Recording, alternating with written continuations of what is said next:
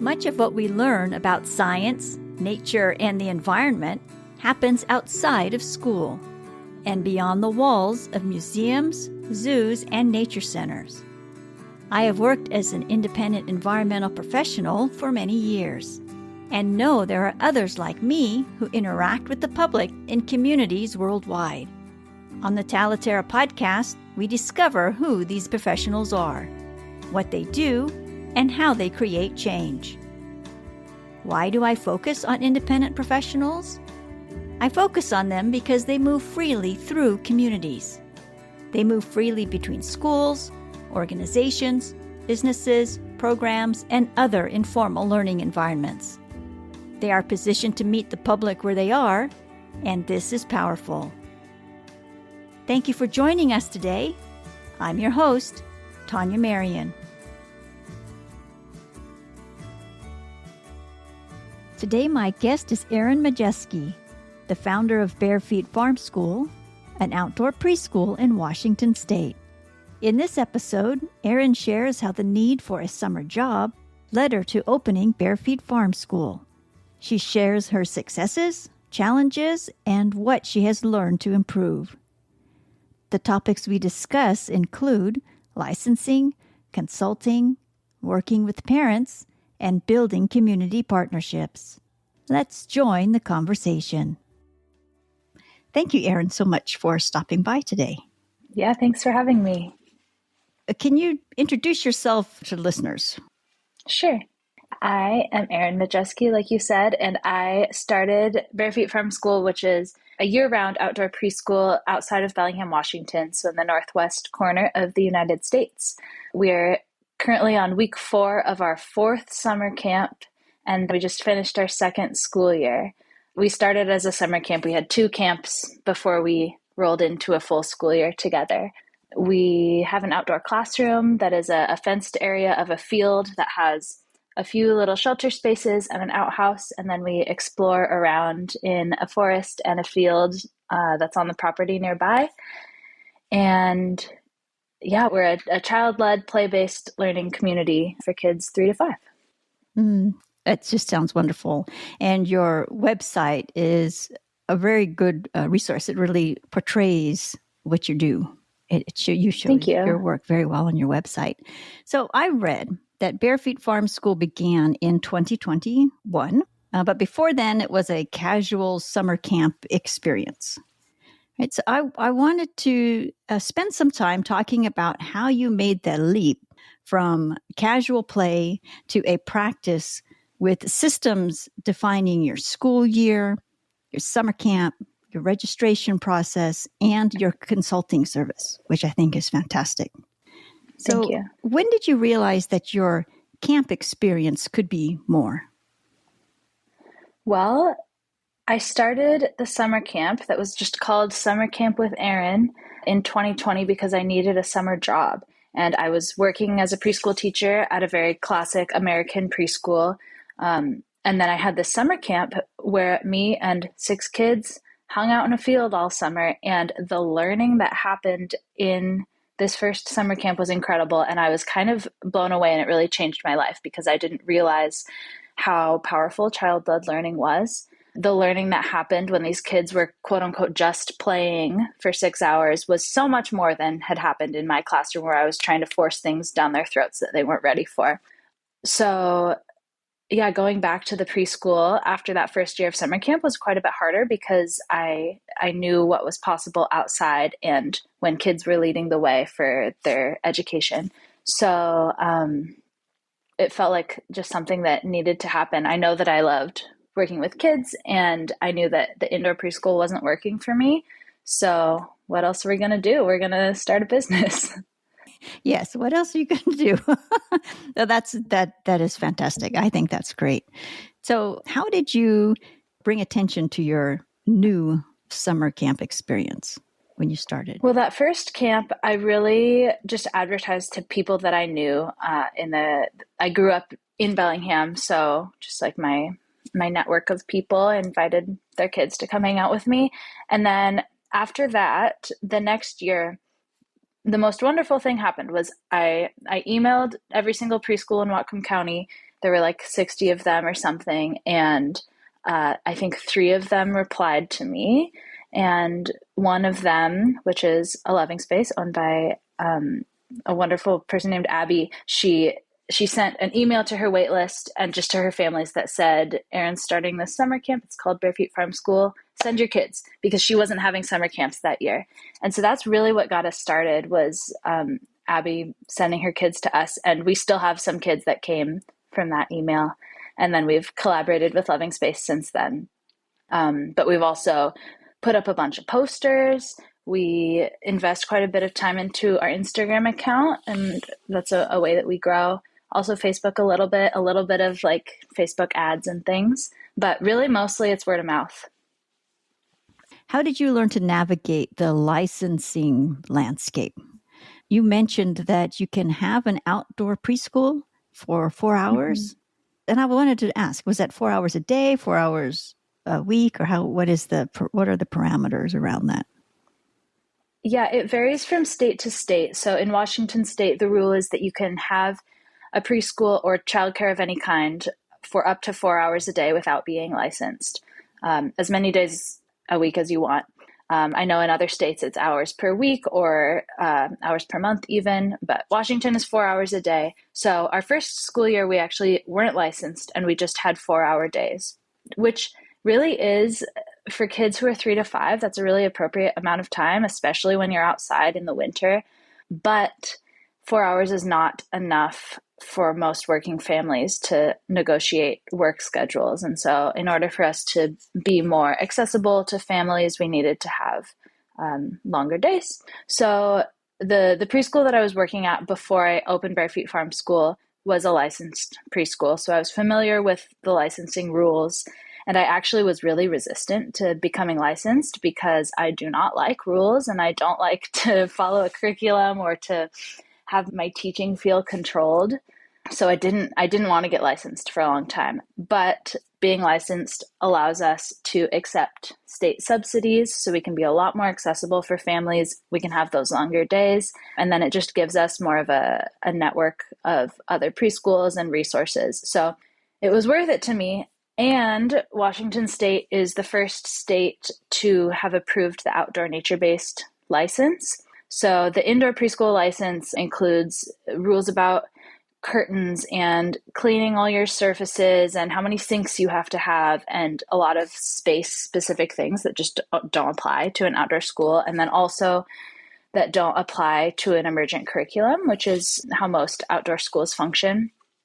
So the new outdoor license is really a lot better than I would expect it to be from a state agency talking about preschool learning. And it is really supportive of our emergent curriculum, and we're allowed to make fires, we're allowed to play with sticks, there are rules surrounding all those things, but the Washington State did a really great job for outdoor preschools. So we are the 17th licensed outdoor preschool, and I'm pretty sure that Maryland just approved the outdoor license as well. So they have a system for that too. That's exciting. Okay, so if you are the 17th in the nation, so there's Washington, Maryland, and who else? At the time that we got licensed, there were 17 licensed outdoor preschools in Washington State. I'm sure there are more now because it's been almost a year. And then Maryland just approved their license program, I think. Wow. Okay, so this is a good segue into how you help other people create their own schools. You have a consulting service. You so generously invite people who are curious about opening their own school to reach out to you. At what stage did you realize that would be a good service? Well, I really started that because in Whatcom County, where I live, where the school is, we have just a huge lack of summer childcare. We have a lack of childcare in general, but especially in the summer. And so our summer camp fills up right away. And I have to turn people away from summer camp in February. And it feels really yucky and bad. And I started the summer camp out of nothing. I had access to the land, so I was really grateful for that. but we had, like 3 or 4 tubs of materials and an umbrella and a hose. And you don't really need that much to have a summer camp. So I just really wanted to encourage people in Whatcom County to start more summer camps so that I wouldn't have to turn kids away. And I helped start a few summer programs in Whatcom County, but it turned into a little bit of a bigger thing where I was helping people in Wisconsin and Oklahoma and other places across the country start summer camps and also dream a little bit about their outdoor schools. Okay. So that brings me to my next question is, what does the outdoor preschool landscape look like in the U.S.? Well, a lot of outdoor preschools are forest schools specifically. So forest schooling is a curriculum that originated in Scandinavia and includes a lot of shared language and a little bit of activities. And then there's a forest school teacher training. It's similar to like the Waldorf model or the Montessori model. It's a thing that they do. So there's quite a few forest schools around. And then there's also outdoor preschools and outdoor schools. In our county, I think there are 5 outdoor schools, but we're a hub of outdoor activity in the Pacific Northwest. But there are an increasing number of outdoor preschools and outdoor schools across the whole world, across the country. I'm sure there's at least a few in every state. Is there an official organization or association for these types of preschools? I know of the Natural Start Alliance from the North American Association for Environmental Education. And I was wondering if there was another association more specific to the directors of these schools and to the staff and to the students and the families and all that. Well, there is the Forest School. I don't know if they're the Forest School Association. I think they might be. But in Washington State, we have our licensing body, DCYF, which groups us together, and we have meetings together periodically. I'm not aware of a big group like for the whole country. I'm sure that there are smaller pockets of people who get together, but as far as I know, there's no big organization for outdoor preschools. So you helped people start preschools in other states as well? How many other states have you helped? At this point, I've helped people in 3 states, in Minnesota, in Wisconsin, and in Oklahoma. It was really interesting for me to look into their licensing rules because they're so different for every state. And what's the biggest difference that you've noticed? It's mostly just the hours per day or hours per week. That was really interesting to me that you can have, it was Oklahoma where you could have class up to 10 hours a week. So that's not very much. But then also in regards to curriculum, because preschool curriculum is kind of a touchy subject that, in my opinion, we don't really need to be teaching our kids any hard skills in preschool. That's not what they're made for. And in Washington State, you do have to talk about kindergarten readiness and your curriculum philosophy in your paperwork. And that was just different in other states. And it kind of gives us a little lens into how people view kids and how people view learning. It must be fascinating.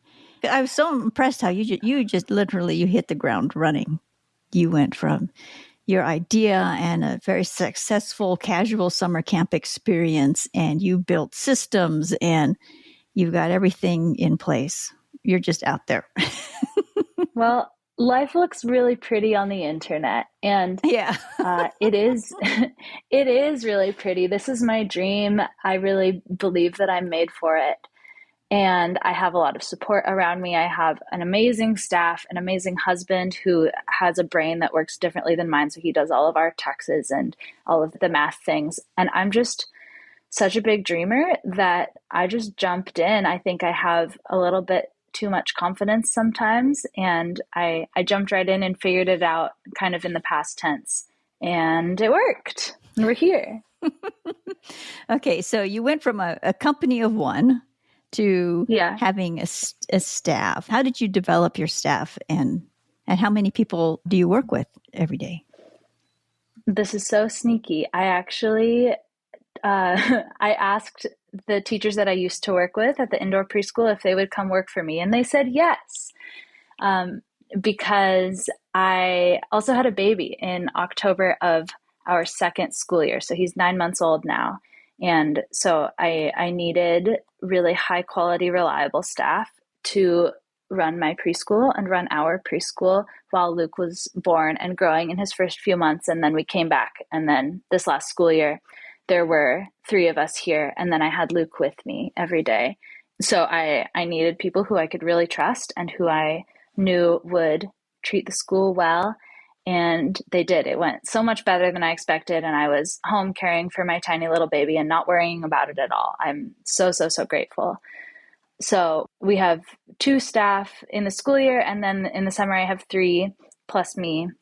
And then my husband is kind of unofficial behind the scenes. He builds everything in our classroom, and he does all of our engineering, brain, math things, and talks through business ideas with me, which is so important. I can't say how much I value him. And then my mom is also here. She lives on the property where the school is, and so she's here to give support when we need it too. Yeah. Oh, how nice. That is so nice.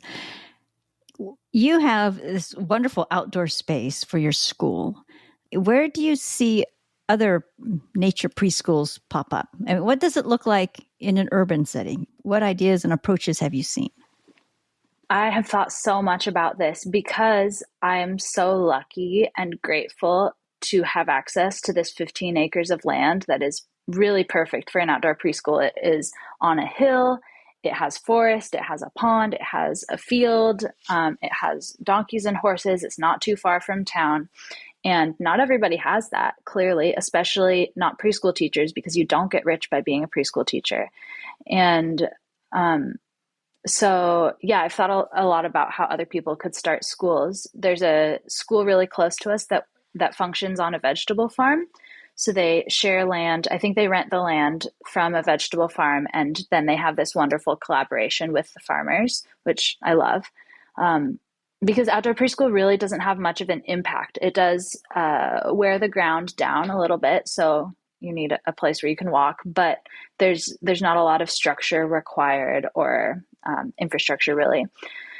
I've heard of people having schools in parks. There's, like in Seattle, for example, there are quite a few schools that are in city parks.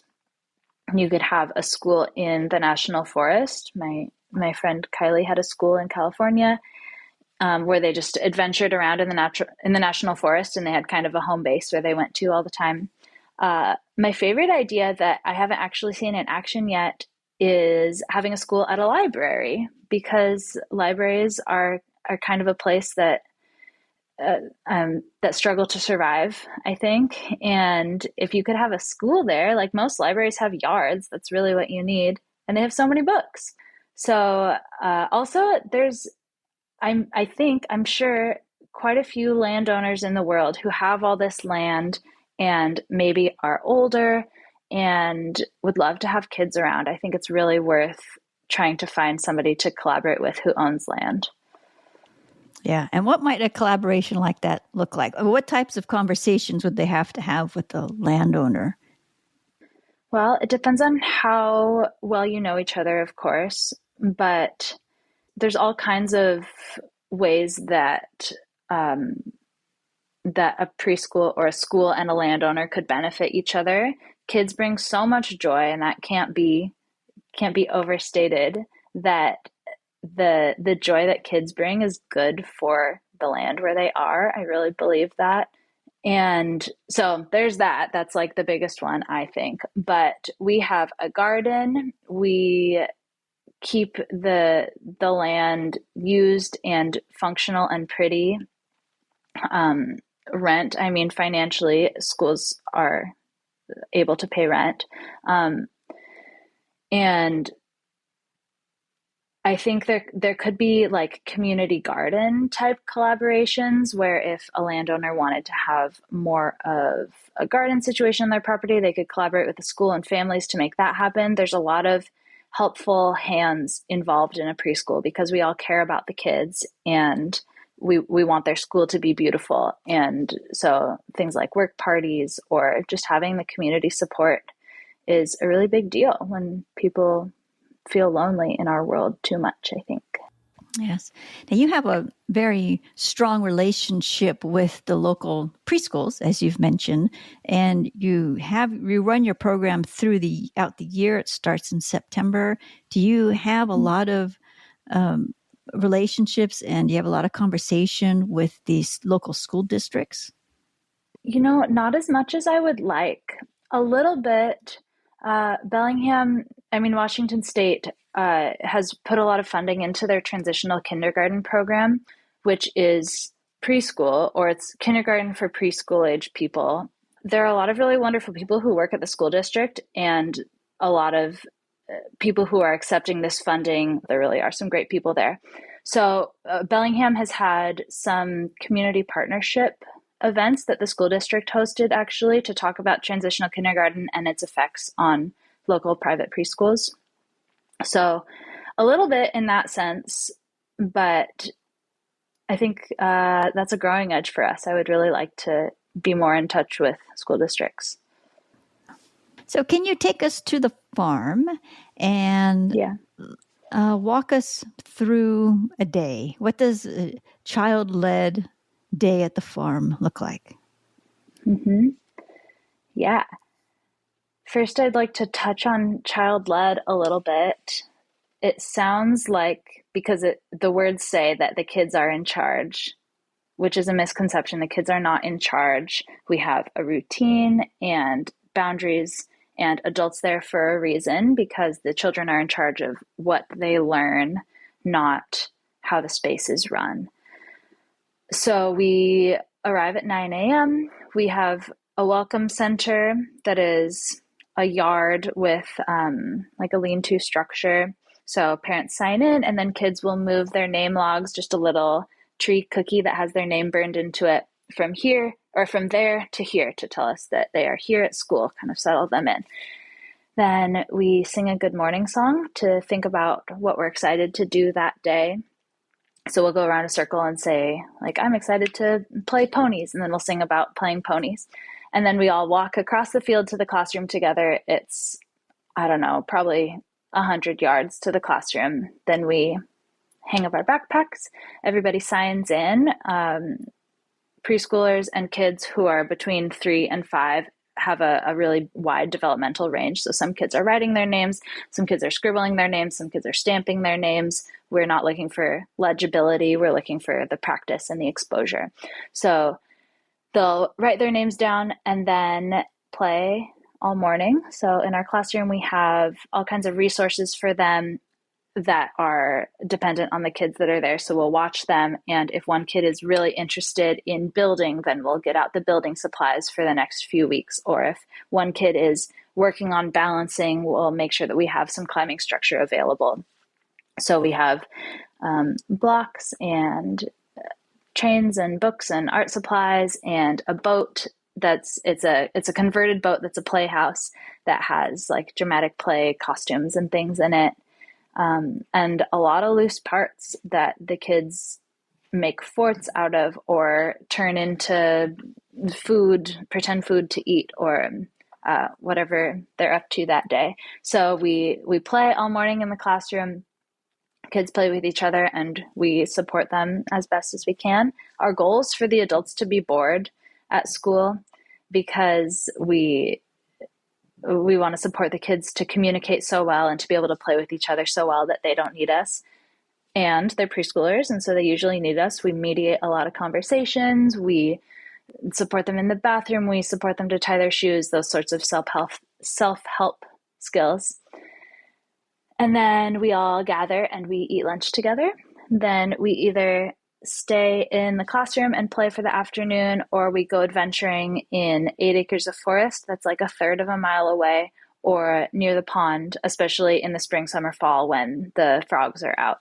And that's a really rich environment with frogs, and it's stocked with fish and lots of bugs and stuff. Then we come back up to the Welcome Center. We sing a goodbye song to think about what we did that day and close up our time together. And then the kids move their name logs from here to there, and then they go home. That sounds like a lovely day.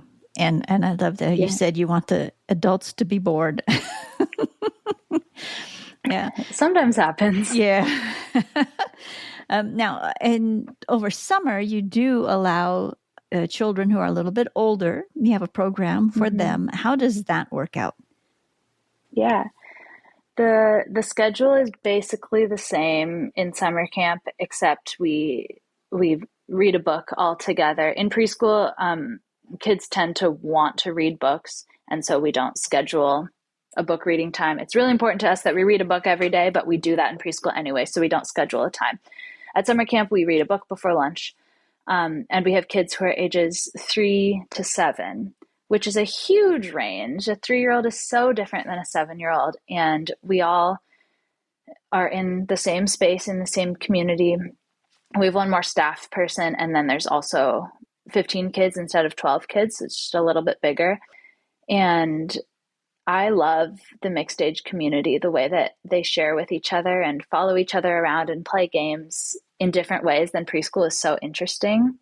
And we've also been really thinking about what it's like to have older kids, 5 to 7-year-olds in our preschool classroom, because we've really cultivated this space for preschoolers and older kids who have been to school, especially in a traditional school setting, are a lot more used to being entertained or having programming that they have to follow.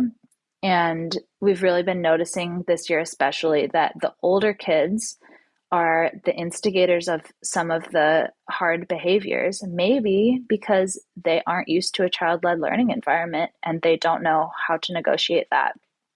So we've been thinking about other resources and materials that we can have in our classroom for the older kids to strike a balance, because in our opinions, it's really important for them to have space to just play. Maybe they've forgotten that a little bit, or maybe they're just in a developmental age range of a little bit of mischief, and that's good too. But yeah, the way that they play together and care for each other, and everybody's teaching something to everybody else all the time. The little kids have a more close relationship with their imagination, and the bigger kids can sometimes read to the younger kids or can support them in, building bigger structures and writing down their stories. And we're all learning from each other all the time. You've covered a lot of ground in a very short amount of time. You've built up a lot of momentum. I was wondering, what's been the hardest part for you? There's been 2 hardest parts. In general, having a preschool business, the hardest part for me is interacting with parents. I started this because I am really good at talking to 3-year-olds, and I'm not as good at talking to adults, although my skills have really grown in the last 4 years. But yeah, just including the adults in our community and communicating with them about how their kids are learning and negotiating caring so much for the same kid when we're not there together has been a learning curve for me. And then finding kids has been the hardest part and the source of most stress for me. Actually, our first 2 school years were not full. It was really hard to find kids to be in our program. I don't know if it was because it was new or because it's outside.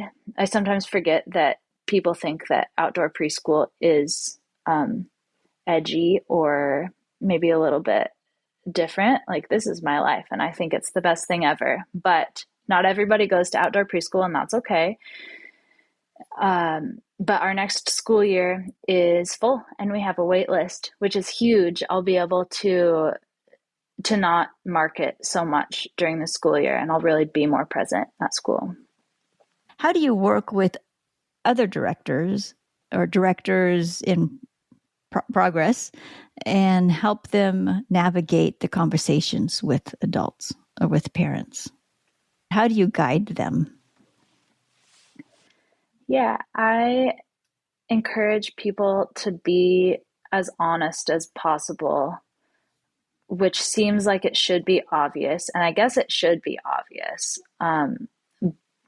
But being around preschoolers involves some hitting sometimes. It involves conflict, a lot of conflict between preschoolers, whether that's verbal or physical. It's more often verbal than physical, but both happen. And when parents aren't there, it's really hard for them to hear that their kid was hit today. That's the hardest conversation to have. And as you have it more, it gets easier. But just being honest and including them in the community and being as proactive as possible is really important. If you're starting to see that a kid is having trouble regulating at a certain time of day or in a certain weather, it's so important to get in touch with the parents right away so that they're not surprised by all of a sudden your kid can't handle 30 degrees or whatever, and they've never heard anything of this. And what do we do? And it's a whole big thing. But if you can include them and be honest all the time, then it's a lot easier than having those hard conversations afterwards. In my first year, I had a hard conversation after the fact, and it still sticks with me. It feels really yucky. So I learned from that. And remembering that parents are their kids' first educators, and we have them for 24 hours a week. So we are their exposure to the outdoor world.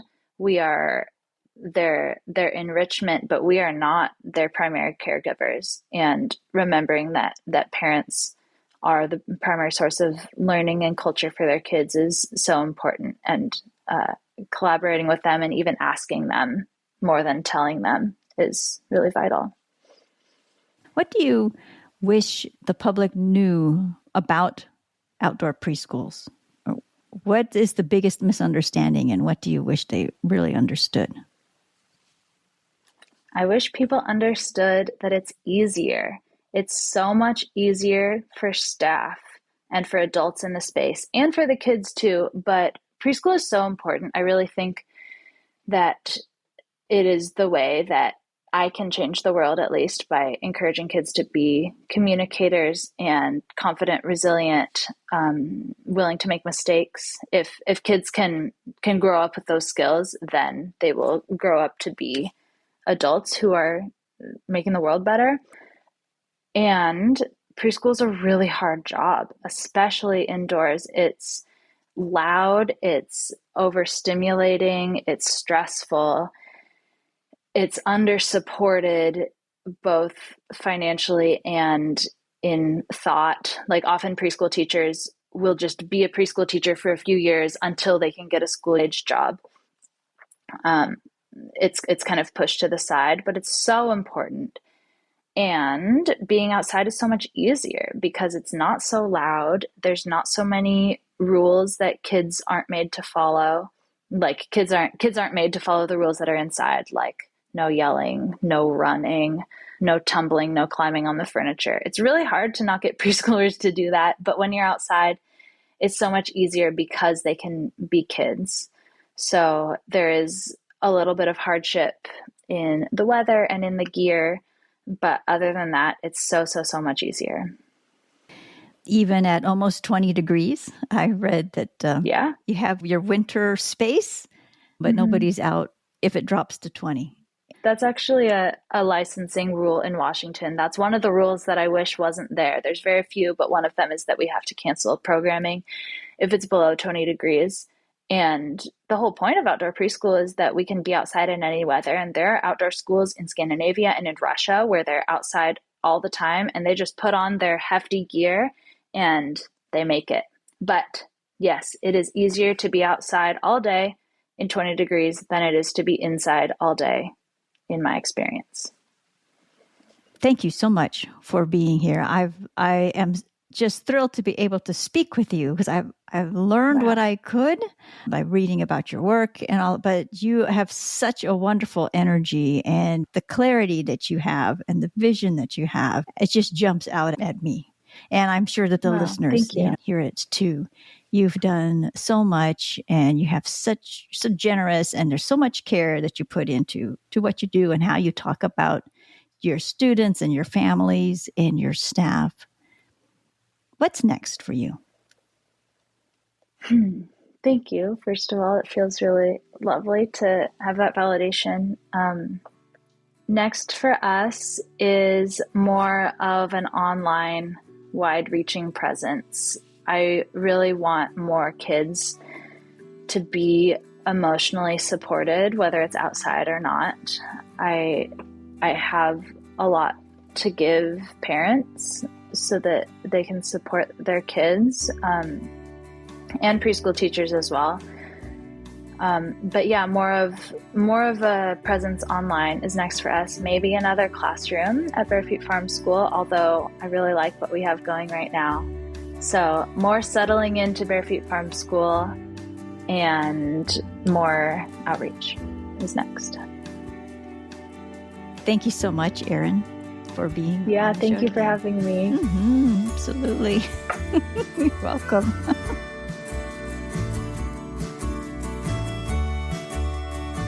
I hope you enjoyed this conversation. If you're thinking about opening an outdoor preschool, be sure to visit the show notes for this episode. Here you will find links to Barefeet Farm School and the resources mentioned in this episode. You'll find the show notes at talaterra.com. Thank you for joining us today. See you next time.